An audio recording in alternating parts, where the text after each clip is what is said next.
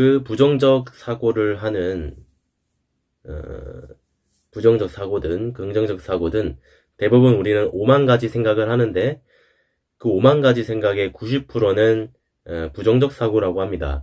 이유가 뭐냐면 우리 머리에 있는 아미그달라 편도체가 있는데 여기서 보면은 이렇게 생겼어요. 이렇게 빨간색 우리 뇌의 그 가운데 부분에 보면 빨간색 요 부분이 있는데 색깔이 빨간색이 아니라 책에서 위치를 좀 제대로 인식하기 위해서 이렇게 빨간색으로 표시해 놨습니다. 요 부위에 위치한 이 녀석들이 아미그달라이고요. 편도체라고도 합니다. 그래서 이 녀석들은 대부분 주요 역할이 생계에만 관심이 있어요.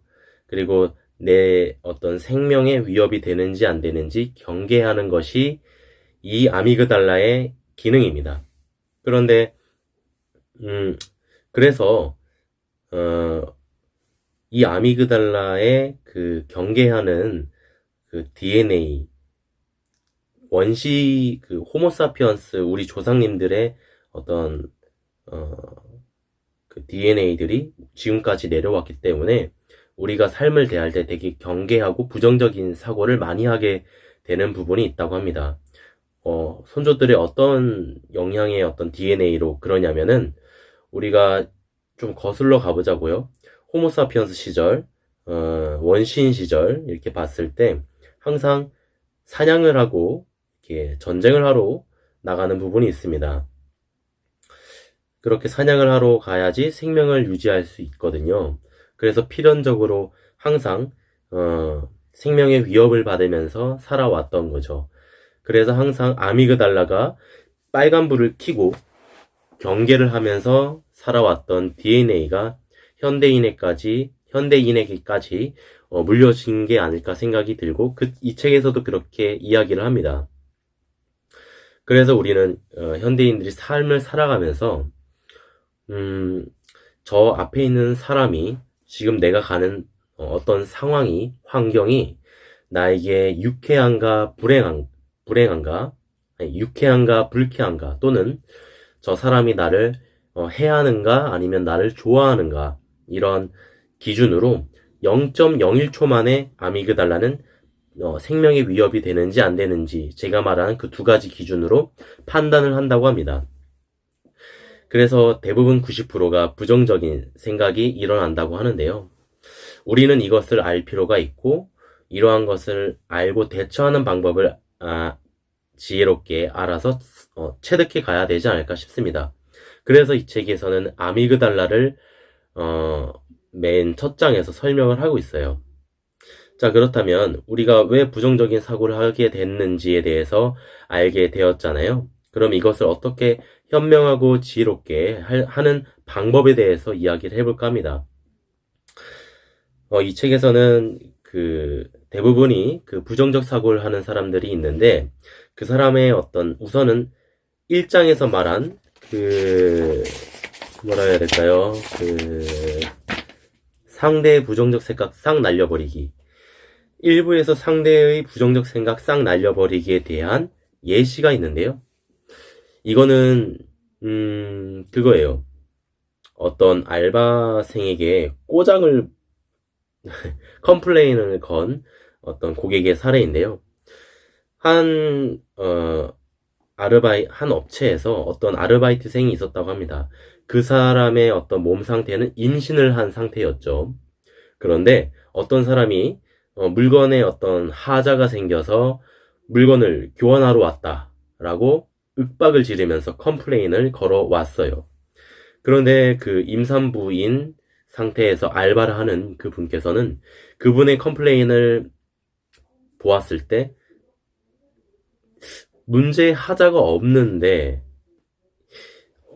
되게 이기적인 마음으로 물건을 교환하려고 하는구나 라고 느끼신 거죠.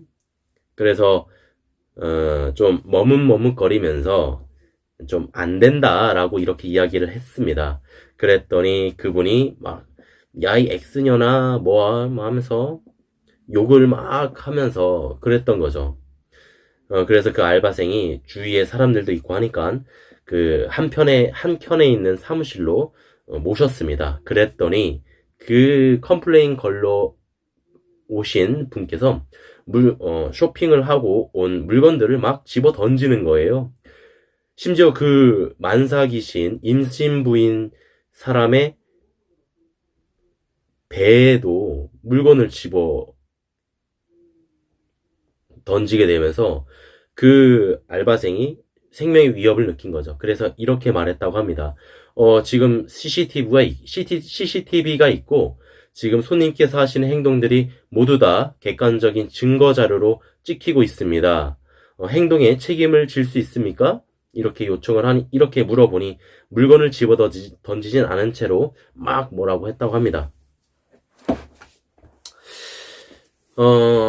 그래서 그 점장이 나와서 그 문제를 해결했는데, 이 사례를 통해서 이 김상훈 작가는 이렇게 이야기를 합니다. 만일 그 상황이 되었다면 그 사람이 부정적인 감정을 그대로 읽어주라고. 그래서 첫 번째는 상대의 감정의 흐름에 그대로 흐름에 타줘라라고 합니다. 그때 당시로 돌아가 보자고요. 그때 당시로 돌아가서 그 문구를 적용해 본다면 이렇게 되겠죠. 아, 고객님. 지금 그 물건의 어떤 하자로 인해서 생활하는데 불편함이 있고, 가격을 지불했는데 그 가격대로, 그 가격의 기준치가 있었을 텐데, 그 기준치만치 되지 않아서 실망감도 많이 컸을 것 같습니다. 그러지 않나요? 이렇게 한번 감정을 이렇게 끄집어내서 제가 그 사람 다시 인식을 할 수 있게끔 내뱉어 주는 거죠. 이때 중요한 건 제 감정이 평온해야 된다는 겁니다. 그 사람의 감정이 같이 이끌려서 같이 흥분한다면 미친 개에게 다시 한번 물리는 꼴이 되겠죠. 그래서 그 감정을 읽어주고, 당연하지, 그래서 점장을 불러와, 이런 식으로 이야기한다면, 제가 여자이기 때문에 말이 안 통할 것 같아서 많이 답답하신가 봅니다. 그래서 점장님을 불러와달라라는 것이죠. 그래. 이런 식으로 그대로 그 사람의 감정을 내가, 같이 흔들리지 말고 객관적인 와칭에서 말한 제 3인칭의 관점으로 단지 그 사람의 감정만 끌어다가 읽어주는 겁니다. 그게 제 1부에서 말한 내용에 대한 사례와 그 예시이고요. 또 제 생각은 감정을 제대로 흘려주면 좋겠다. 저의 어떤 사례로 이야기하면, 제가 전단지 알바를 했던 당시에 경비 아저씨한테 걸렸어요. 그래서 아저씨가 막 뭐라 하는 거예요. 홍보를 하려면 홍보하는 그 메뉴 게시판이 있고, 거기에 월 얼마를 내면 한 달 동안 이렇게 게시를 할 수 있으니 그렇게 하면 좋겠다라는 말이었어요, 사실. 근데 왜 허락도 안 받고 이렇게 이야기를 하길래 제가 이렇게 얘기했습니다. 결론적으로는 저는 그 경비 아저씨의 호감을 받으면서 당당하게 나올 수 있었어요. 어떻게 했냐면 이렇게 얘기했어요. 지금 제가 막 이렇게 전단지를 막 뿌려서 주민들에게 어떤 불편함도 주고, 나중에 그 불편함이 경비하시는 분들에게 민원으로 제기되면 또 골치 아프기도 하고, 또 게시판에 이렇게 돈을 지불하고 한다면 경비하시는 분들도 편하고 수입도 생기는데, 제가 너무 이기적으로 해서 많이 실망스럽기도 하고 민원도 받으실 것 같아서 불편하기 때문에 이렇게 말씀하시는 거죠? 라고 이야기를 했어요. 그럼 당연하지, 이렇게 저쩌고 얘기하길래, 그러면 이 메뉴판에다가 홍보하는데 월 얼마를 내면 되죠? 이렇게 이야기를 하니 그 사람 눈이 좀 바뀌었어요. 제가 진상 전단지 알바생이 아니라 그 사람의 고객이 되는 시점으로 바뀐 거죠. 그래서 월 얼마는 한 달에 얼마다 이렇게 이야기하시길래 한 달에 얼마군요. 그러면 제가 오늘은 이만 돌아가고요. 제가 생각해보고 괜찮다면 특별히 여기 메뉴판에 그 월 얼마를 내고 홍보를 하도록 하겠습니다. 이렇게 말을 하니 그러면 그러세요. 이렇게 이야기 하시더라고요. 그래서 전단지 알바하다 걸려서 뒤지게 혼나기보다는 호감을 받으면서 당당하게 나왔습니다. 아마 이 사례와 비슷한 저의 어떤 사례이지 않을까 싶어서 공유를 했고요. 두 번째로는 제 2부에서 말하는 거는 이렇습니다. 내 안에 부정적 생각 싹 날려버리기. 여기서의 어떤 사례는 그겁니다. 한 고등학생 자녀를 둔 아주머니의 그 엄마의 이야기인데요. 이 엄마는 자녀가 너무 불량해요. 일진 애들이랑 어울리고요. 노래를 하고 공부를 이제 전혀 하지 않습니다. 그래서 항상 걱정이죠. 그래서 딸만 보면 왜 공부 안 하니, 뭐 안 하니 이렇게 하니까 딸과의 관계가 항상 어긋난 상태였습니다. 그런데 그 딸 아이의 입장에서 리듬을 타주고 하니까 자신 안에 있던 어떤 그 부정적인 감정들이 다 흘려나왔다라고 해요. 그게 무슨 말이냐면 오로지 나의 1인칭 관점으로 세상을 바라보고 말하는 것이 아니라 타인의 관점에서, 그러니까 3인칭의 관점, 3인칭의 관점을 좀 넘어서 3인칭의 관점이 맞겠네요. 아니, 3인칭의 관점이 아닌 상대 관점에서 어떤 감정을 느껴보고 세상을 바라보는 거죠. 그러니까 이 어머님께서는 딸아이의 관점으로 세상을 바라보고 딸아이의 관점으로 엄마를 바라보니 그 아이가 왜 일진과 어울리고 공부를 하지 않는 것이 이해가 됐다고 합니다. 그래서 부정적인 감정들이 막 이렇게 털려 나왔다고 하는데요. 그 딸아이의 그 언니가 있었는데 비교를 항상 당했고, 그리고 항상 그 중학생 때에는 공부를 너무 잘했는데 억압을 받고 하다 보니까는 아이가 고등학생 때는 자유롭게 풀어지고 싶었고 스트레스를 해소하고 싶었기 때문에 일진 아이들과 어울리고 공부를 뒷전으로 한 게 아닐까, 이런 생각이 들면서 이해가 되니 자신 안에 꽉 막혀있던, 자신만의 세상으로 봤던 어떤 꽉 막힌 부정적인 감정이 흘려나왔고 털려나왔다고 해요. 그랬더니 딸아이에 볼 때 좀 더 마음이 열린 상태에서 딸아이를 대하게 되었던 거죠. 그래서 딸아이가 뭐 이렇게 튕겨내듯이 탕탕탕 하더라도 우리 누구누구가 그랬구나, 많이 힘들었겠구나, 이런 식으로 딸아이의 감정을 오롯이 받아줄 수 있게 됐던 거죠. 그랬더니 딸아이가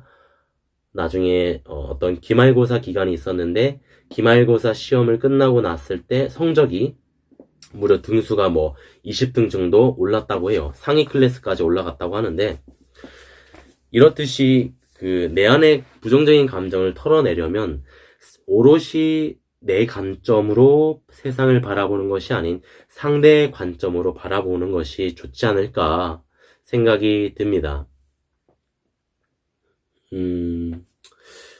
저의 어떤 사례로 봤을 때 여자친구가 예전에 있었을 텐데 제가 항상 바쁘게 이기적으로 제 스케줄을 너무 빡빡하게 채우며 살다 보니까 여자친구가 외로워해서 많이 삐졌었어요. 근데 이전에는 그냥 대충 미안하다 이런 식으로 말을 했더라면 한 번은 이런 적이 있어요. 내가 너무 이렇게 스케줄을 맞춰 삶을 살아가다 보니까 우리 자기가 나와 만남을 가지면서 항상 어떤 사랑의 욕구를 채우고 싶었을 텐데 내가 이렇게 바쁘게 이렇게 삶을 살아가다 보니 마음이 많이 외로웠을 것 같다. 이렇게 진심으로 우선 이 말을 하기 전에 그 상대방의 감정을 제가 먼저 진실되게 이해를 하고 난 다음에 상대가 느꼈을 감정을 읽어주니까 그 문제가 제 부정적인 감정도 흘려나가게 되고 상대방의 부정적인 감정도 흘려가게 되면서 관계가 좋아지게 되더라고요. 이런 식으로 제 2부에서 말한 내 안의 부정적인 생각 싹 날려버리기를 이야기를 해봤고요. 마지막으로 꿈을 방해하는 부정적 이미지 싹 날려버리기 챕터인데요. 이거에 대한 사례는 어떤 사례라기보단 방법을 저는 이야기하고 싶어요. 방법적인 부분은 우선 사람은 이미지가 선명하면 선명할수록 그것이 부정이든 긍정이든 떠나서 이미지가 선명하면 할수록 그게 현실화가 많이 된다고 합니다. 그래서 이미지를 선명하게 하기 위한 방법적인 거를 이 책엔 실려 있는데요. 첫 번째로는 내가 이뤄냈으면 하는 목표를 이미 이뤘다라고 생각을 하고 기쁜 감정에 그 목표를 이뤘을 때 성취 감정을 흠뻑 느끼는 거예요. 그리고 나서 거기서 끝이 아니라 현실로 돌아와서 내가 그 목표 달성한 성취자로서의 그 순간을 만끽하려면 현실에서 내가 해결해야 될 장애 요인들은 무엇이 있을까 생각을 해보고 그 장애 요인을 해결하려면 어떤 방법들이 있을까까지 방법적인 것까지 생각을 해보는 거죠. 그리고 다시 첫 번째로 돌아가서 다시 그 성취의 감정을 느끼고 다시 두 번째로 문제가 무엇이고 그 문제 해결하는 방법까지 생각해보는 거죠. 이것이 그냥 내가 목표를 이뤘을 때 그 성취감만 느끼는 거에 끝나는 것보다 훨씬 더 좋은 이유는 내가 긍정적인 그 기쁨의 감정에 흠뻑 취한 상태에서 한마디로 마음이 많이 열려있는, 마음의 여유 공간이 많이 열려있는 상태에서 현실로 돌아와서 문제를 직시하고 해결 방법까지 창의적으로 해결해 볼 수 있는 것까지 되니까 이것이 좀 더 내가 현실로 원하는 대로 일어나게 하는데 도움이 된다고 합니다. 한 사례로 제가 헬스를 좋아해서 보디빌더가 되고 싶었어요. 그래서 보디빌더 입상이 되는 상상을 하였었고, 이거에 대한 문제를 입상을 못하게 되었을 때 문제 요인들이 무엇일까라고 했을 때 식단이었고 운동이었어요. 그래서 그걸 해결하기 위해 좀 더 한계점까지 운동을 할 때는 하게 되었고, 식단 부분은 최대한 원칙대로 식단을 섭취하기 위해서 냉장고를 버리는 방법까지 생각을 하게 되었어요. 그래서 실제로 입상까지 하게 되었고요. 이런 식으로 선명한 이미지, 내가 원하는 선명한 이미지를 갖기 위한 방법적인 것들을 한번 공유하였습니다. 여러분들은 어땠나요? 저는 이 리듬이라는 책을 통해서 제 삶에 적용하고 싶은 것이 있다면 우선은 저는 엄지손가락을 누를 때 제 3자 입장으로 보려는 시각 훈련을 와칭을 통해서 하고 있는데 이걸 하면서 동시에 상대와 어떤 감정적인 트러블이 있을 때 이 리듬책에서 말하는 상대 감정 읽어주기를 적용해 보려고 해요. 그리고 두 번째로 제가 원하는 목표들이 있는데 그거를 잠들기 전에 5분 정도는 원하는 목표를 이미 상상하고 성취 감정을 느끼고 문제 해결 방법으로 현실로 돌아와서 문제 파악과 문제 해결 방법까지 파악해보는 그 훈련을 해보려고 합니다. 저는 이 책을 통해서 두 가지를 삶에 적용해보려고 하고요. 몸으로 계속해서 적용하고 깨우치고 부딪히는 것을 통해서 이 책에서 그 두 가지 방법을 체득화하는 것을 제 목표로 삼고자 합니다. 그리고 이 책을 통해서 저의 어떤 느낀 점이 있다면 사람이 생각하는 대로 현실로 이루어지는 것이 정말 가능하겠다. 그리고 사람은 주파수대로 움직이는구나, 몰리는구나 라는 것을 느끼게 되었고요. 이 책에서 말한 저자의 어떤 핵심 메시지는 지금 여기 감정에서 자유로워지기인데 감정에서 자유로워지기 위해서 이러한 실제 사례들이 있고 이러한 실제 사례들이 제대로 되기 위한 방법들까지 알아볼 수 있어서 저에겐 되게 유익한 시간이었던 것 같습니다. 이렇게 오늘 리듬에 대한 책 리뷰를 마무리하도록 하겠고요. 여러분들도 지금 여기 감정에서 자유로워지는 그런 사람이 되기를 바라는 마음에서 리듬이라는 책을 추천하도록 하겠습니다. 영상 봐주셔서 너무너무 감사하고요. 사랑하고 축복합니다. 이상 마무리하겠습니다. 감사합니다.